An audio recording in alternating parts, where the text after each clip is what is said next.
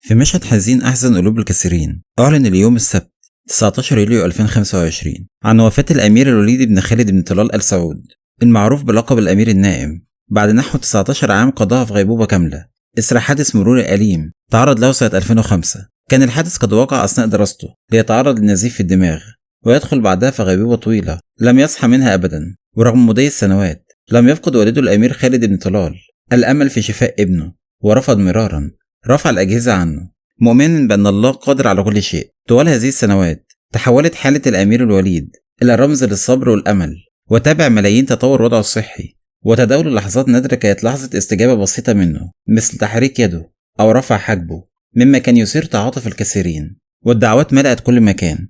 واليوم بعد كل هذه السنوات من الانتظار والرجاء أصدر الستار على قصة إنسانية هزت وجدان الجميع.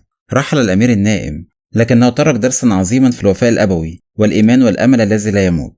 رحم الله الفقيد وألهم ذويه ومحبيه الصبر والسلوان، وإنا لله وإنا إليه راجعون.